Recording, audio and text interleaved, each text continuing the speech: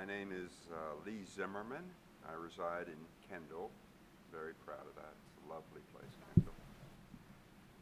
This picture is very meaningful to me because I feel like I hold in my hand the essence of a great icon, Philip Michael Thomas. Hi, Philip, how you doing?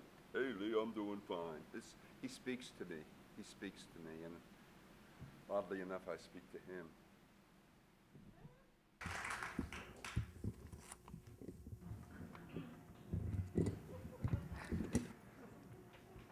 At age 27, I was trying to find my way in the world. I decided to become a movie star.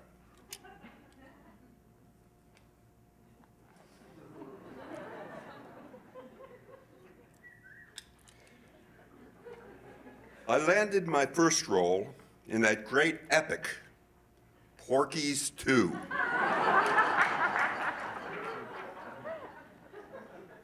I was cast as part of a crowd in a pivotal scene during which the bad guys were herded into a stadium and paraded about naked. Now, one wouldn't think that playing a part in a crowd scene would present a challenge. After all, I studied the Stanislavski method. But I had to make a difficult artistic choice for the sake of that role. I had a long shag haircut, and the fact that the film supposedly took place in the 1950s meant that my look didn't fit. Consequently, the casting director pulled me aside and insisted that I get a haircut. I didn't have a lot of confidence in the barbers on the set, and I certainly wasn't ready to see myself in a buzz cut. So despite risking my big break, I pulled what people in the movie business refer to as a tantrum. Now, if you're Jack Nicholson or Robert De Niro, an artistic dispute like this could shut down production indefinitely. So naturally, I thought about calling my agent. Then I realized I didn't have an agent. Fortunately, we were able to resolve our creative differences. That's another movie business term. I was sent to wardrobe, where they pinned my hair back and instructed me to sit in the upper decks of the stadium. Crisis solved. My long locks survived. Now, you'll never see me in the scene, but I can assure you that I played that bystander role brilliantly. It's one of my proudest big screen credits. Actually, it's my only big screen credit. Nevertheless, my next acting job proved that my career had advanced substantially.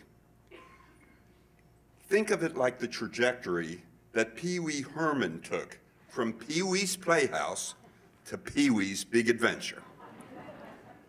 I'm speaking, of course, about my widely held role in Miami Vice, widely held by my mom. So here's the setup.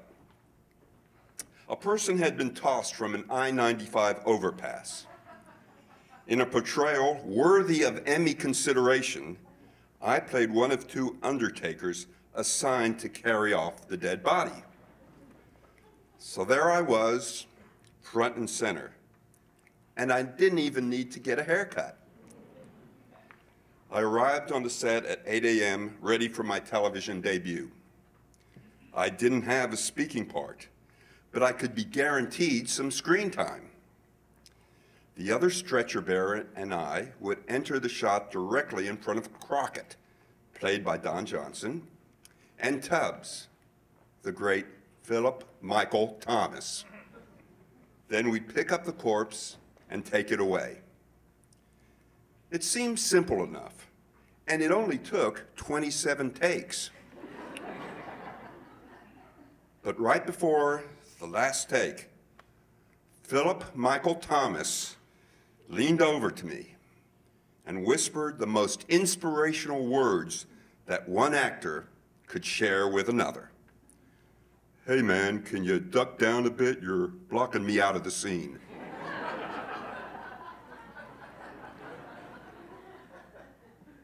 I was overcome. What generosity. It was as if Stella Adler herself had taken the time to impart the words of wisdom that every budding actor needed to hear. It's those intimate moments with one's co-stars that all actors cherish. Philip Michael Thomas and I were captured in 7 shots.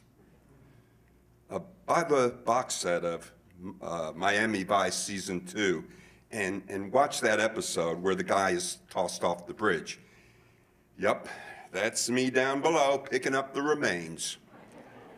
And I must admit, I was brilliant. Weeks after my television debut, I left acting for my real passion, music. I was well into my musical career when I ran into Philip Michael Thomas at the Hard Rock Cafe. I went over, introduced myself, and told him how much those words he shared with me on the set had meant to me. He looked bewildered, but he signed a photo for me. He wrote, "Especially for you, Lee. Yesterday is a canceled check. Tomorrow is a promissory note. Today is cash in hand. I'll be back to rock the Hard Rock Cafe. God bless, Philip Michael Thomas."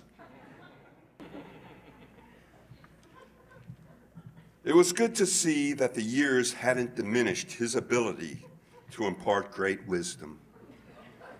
It wasn't in the category of, "Hey man, can you duck down?" But it was too poetic not to be considered great life advice. Tears welled up in my eyes, and by gosh, I comped him a burger.